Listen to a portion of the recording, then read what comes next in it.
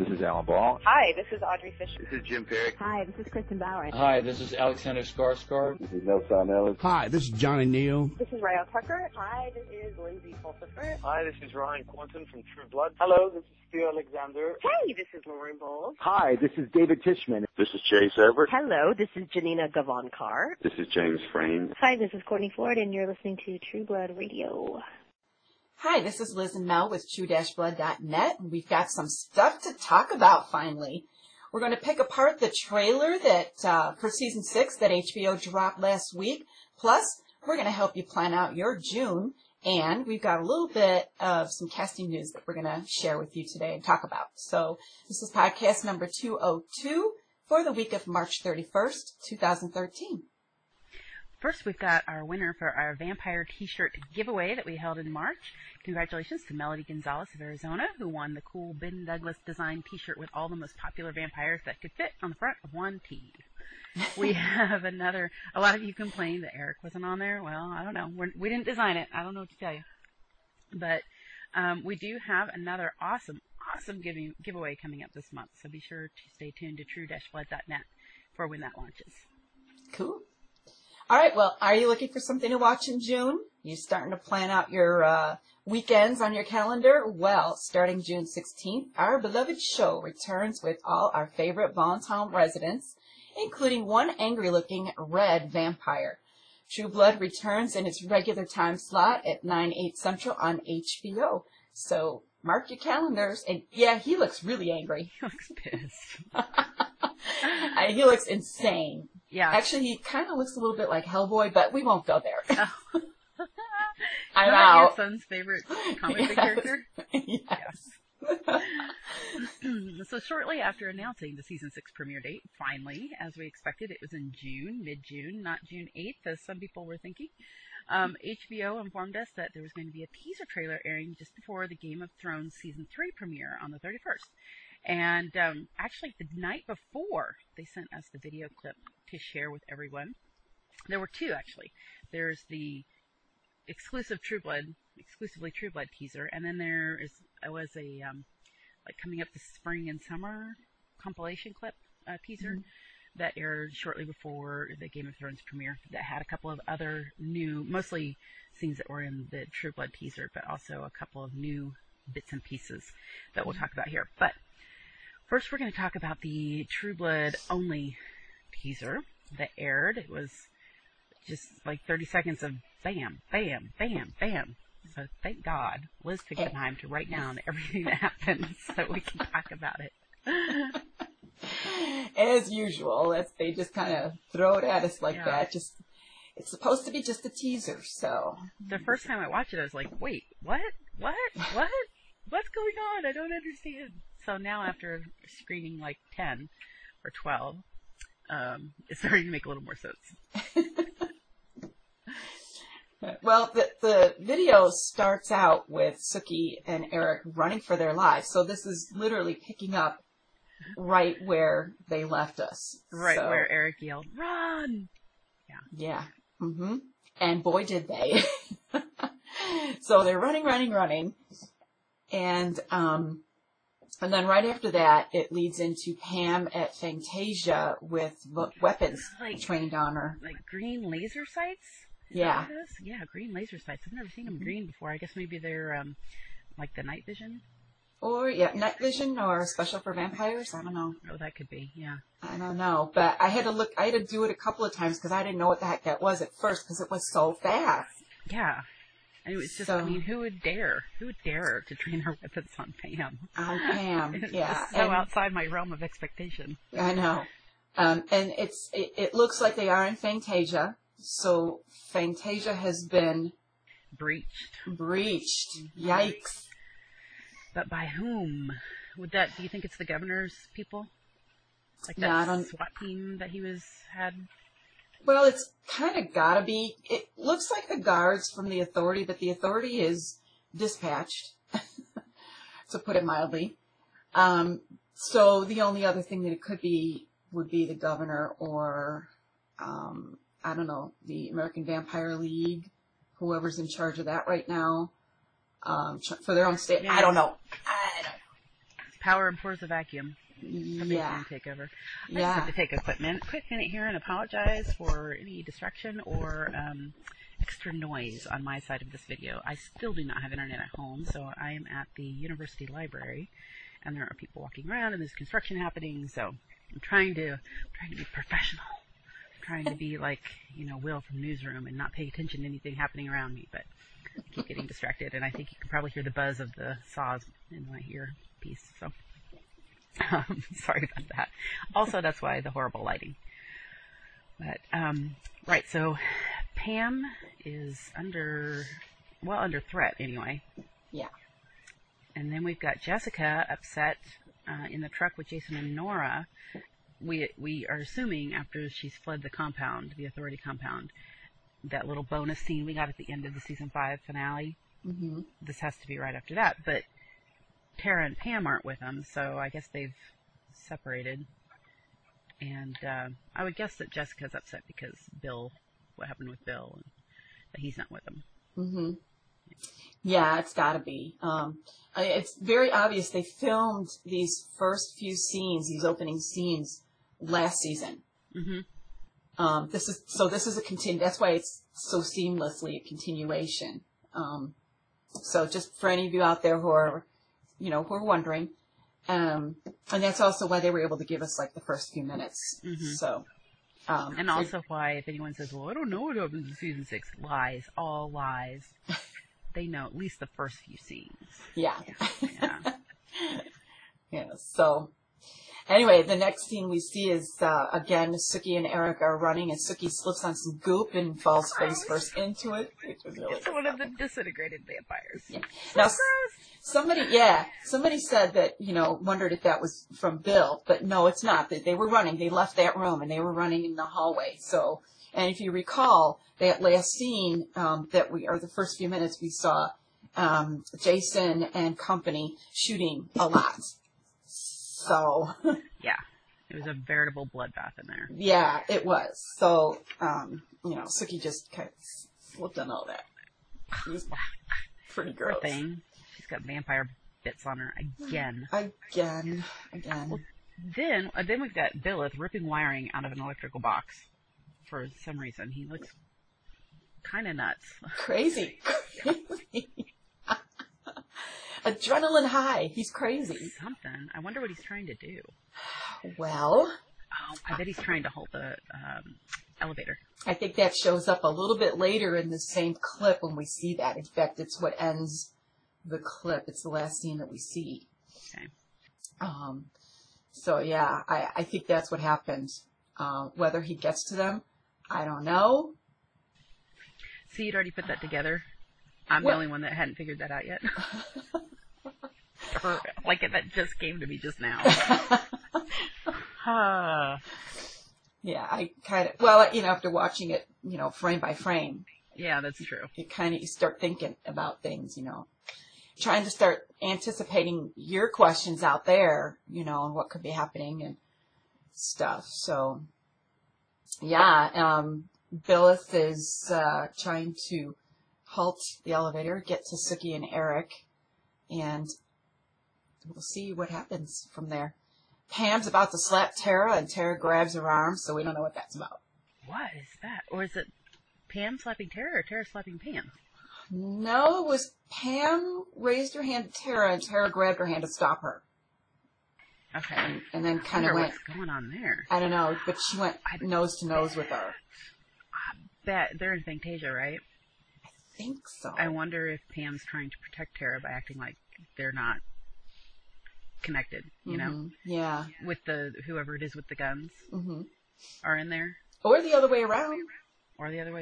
Tara's she's pretty badass. Mm-hmm. And she showed some strength even to Pam. Mm-hmm. She's not afraid. She's not afraid to stand up to Pam, but when she has a healthy fear, just because she knows Pam is stronger. Yeah. And can snap her like a twig. Maybe not. But I don't think... Tara's a vampire now, too. Right. So. But Pam's been one for longer, so she's a lot stronger. So. That's true. I don't know. It could be, I don't know. I don't know. Well, we think maybe in the same scene we've got Eric dressed in like this nerd suit, and I mean, does he even have a pocket protector? I don't know. He's got the whole like Dwight Schrute thing going on. Yeah. And he's in Fantasia, and he's surrounded by armed men, so we're pretty sure it's the same scene with the guns trained on Pam. Mm-hmm. And at this point, we hear someone say, if the humans want a war, we'll give them a war. It sounds an awful lot like Eric's voice to me. Yeah. But he's not talking in the clip that we see. Right. So it comes from not that scene. Yeah, his voice, yeah, that kind of declaration comes from another scene, but it definitely sounded like Eric to me. So, I don't know. We don't know what this season is going to be about. Usually every season they've given us kind of a theme, and no one has said anything about this season. So I think it's pretty safe to assume that there's going to be a war between humans and vampires. Mm-hmm. It sounds like it. So, we'll see. Then we have Alcide ripping off his shirt. He's got to be shifting, right? Yeah, I think he is, because he's got that look on his face, and, yeah, I think he's shifting. Yeah. Somebody in the comments said he's, maybe he's hopped up on V, but no. No, I don't think so. No, it's just the way he looks when he shifts. I mean, he kind of sort of looked that way at the beginning of last season when he started the shift. Mm-hmm. So, it's just... By the way, did any of you see Alcide ripping his shirt off? I played that over and over and over again. I think I've seen a few comments about it. I just kept playing it over. All right, I'll shut up now. It's on instant replay. Alcide ripping his shirt off. Anyway, we're gonna get some wear action this season. That's for sure. So then we have like we're in the swamp or something, and Cousin It comes rising up out of the ground. I love how you term that. That's what it looks like. It's Warlow, but it looks like Cousin It. I know. Or like ZZ Top, Yeah. Yeah. Without the sunglasses. Mm-hmm. Yeah, just creepy. Yeah. Creepy and hairy. Yes. Very creepy. So, that was kind of a quick scene that was there 1 minute, gone the next. And, then we have Jessica and Sookie walking into a house. Kind of sort of looks like Bill's. But Sookie's got a stake in her hand, so they're proceeding cautiously, maybe afraid that Billith is there.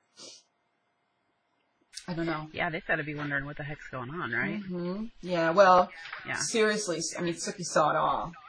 So, I don't know. That girl has seen enough to give her nightmares. I don't know how she sleeps. Poor thing.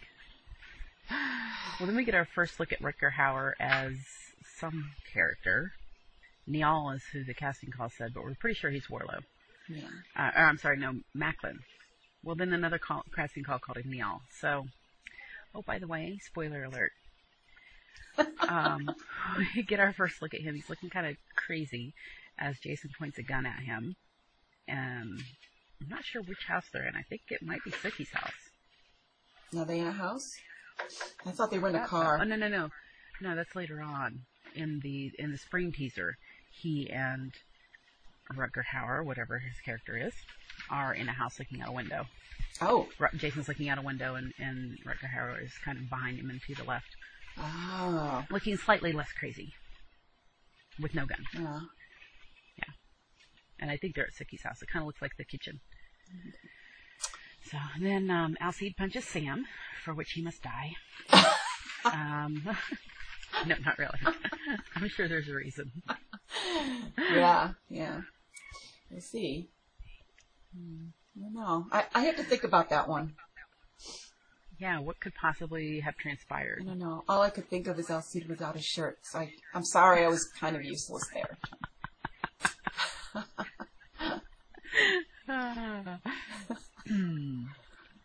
Yeah. And then we get our first look at Lafayette for the season. Yep. You know, we haven't really speculated much about what's happening with his character, because it kind of, you know, the whole Jesus storyline wrapped up last season, and then he didn't really have a major role in what was going on. He was there when Morella was giving birth to a bunch of babies and really enjoying it. But other than that, he really didn't have a lot to do in the second half of the season. Yeah. Yeah. But now he's got a rifle. Yeah. A lot of people had guns in this, you know, Yeah. pointing guns at people. It's going to be a violent season. Mm-hmm. Maybe some arguments for gun control. I don't know. Well, Jessica then, at one point, we see her looking up. She's got blood all over her face, so I don't know if she's just fed or if she's distraught. I don't... There's a little more to the scene in the spring Okay. preview, and she's there with Sookie. Okay. It's that same scene where she and Sookie are in a house, and Sookie's got the steak. Mm-hmm. So it's something about that. Okay. They Yeah. caught somebody? Maybe? I don't know. I don't know. And then we get another shot of Billith all angry and red and growling. So, and then he's walking through fire outside of that building. Which is even worse, I think. Yeah. And then there's Eric and Sookie in the elevator as it jolts to a stop, presumably because Billith has pulled out all the wires. Mm-hmm. And then there's Billith roaring. So I think his default mode is going to be pissed off Yeah. this season. And covered in red In paint. red, yeah. Ugh. Somebody said in the comments that they hope that Bill gets a shower like first thing. Yeah, So that'd be nice. I would really appreciate that. I have to agree with that. Yeah. He'll be, I mean, if he needs to walk around naked, that's fine. Yeah. But could we just get him a shower? Yeah. So I liked the music they used in this. It's kind of like the Red Alert music from Star Trek, like the Red Alert sound effect, but kind of set to music. So it made it feel very urgent. And then the way they cut it was like blares of scenes to go with the blares of the music. So I thought that was cool. Yeah. Very effective. So there you have it, our first taste of True Blood. First taste. And then, as I mentioned, there's a couple extra scenes in the spring preview that we've got posted also under the videos tab that has Sookie and Jessica in the house, and Jason and whoever Rick Harrell is playing in the house, and in a different house, I think. And there's also a scene of Sookie in the daylight kind of walking down a path. I think she might be going to Merlot's. Okay. That's what it kind of looks like. So nothing major there. Oh, and then a couple more shots of her and Eric in the elevator. Okay. And they don't look romantic. No. But for those of you who are scared. wondering, I don't think that... It doesn't look to me like there's going to be a whole lot of time for romance. I'm sorry. Mm-mm. They're going to be busy, guys.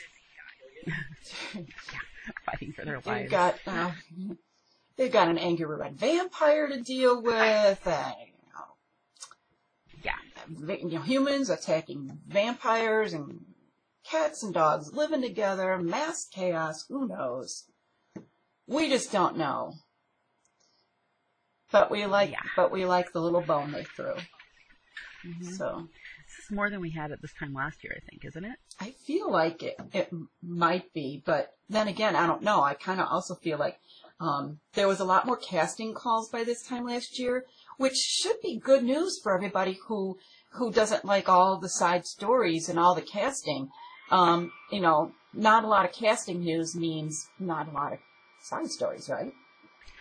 That's true, because we're at about the same point as far as filming goes that we were last year and previous years. It's just there haven't been as many characters being cast, so that's good news, probably. Yeah. So maybe that's why it feels like it's a little thinner this year, a little drier this year too. Yeah. So anyway, so that's what we got. That's what we got for the teaser trailer. And we hope more to come. Things should start picking up a little bit more here. We're already into April, and with the premiere June 16th, we should start seeing a little bit more. Yeah, they should start rolling out more promo stuff for us to dissect and speculate over and get completely wrong. Yeah. Yeah, right. Have the fun. Then we can pull up later if the season's over with and see, okay, how many did we get right? 10% score.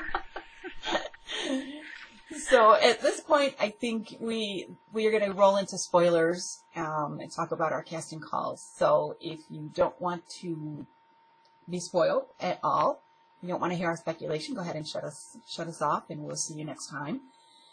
Otherwise, we're going to roll right into spoilers. We've got two important casting calls that are roles that were cast. Blah. Right, we have Luke Grimes from Brothers and Sisters. He's taking on the role of Wes, who we mentioned in, I think, the last podcast. He's from he was turned in the 1970s at about the age of 20. He's a recurring role that will spill into season 7, as noted in the casting call, which means we're pretty likely to get a season 7. He's part of a love triangle between Jason and another vampire, who initially we thought was Jessica, but now we think is Violet. That's you. Sounds like Yes. Violet is going to be. The part of Violet went to house actress Carolina Wydra. Violet is the other vampire that we're talking about here in this love triangle. And she is apparently supposed to be strong, sexy, possibly dangerous vampire on par with the Eric Northmans and Bill Comptons of the world. So that's kind of yikish right there.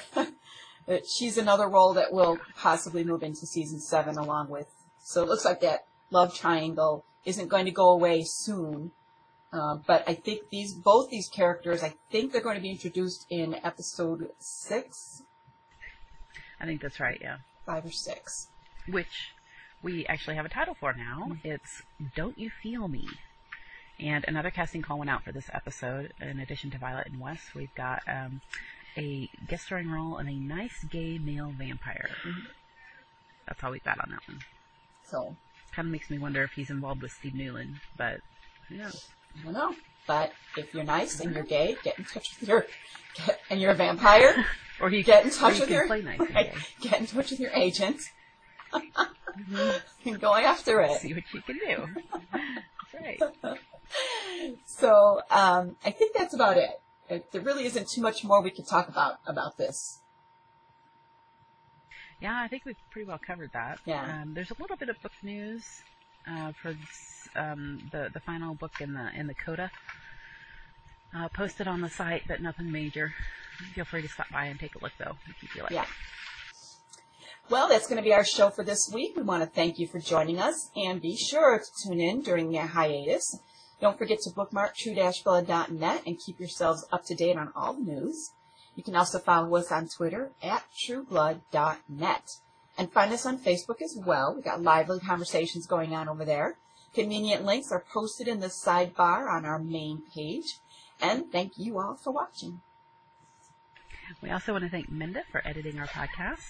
You can subscribe to True Blood Radio on iTunes at the link now showing on your screen. You can also listen to us on Stitcher. It's a free app that allows you to listen to podcasts without downloading them and listening and using up your phone or iPod memory. You can find us at Stitcher.com/TrueBloodRadio. And, as always, don't forget to send in your comments or questions to webmaster@True-Blood.net. We try to answer everyone that comes in. Have a great week, Tubies.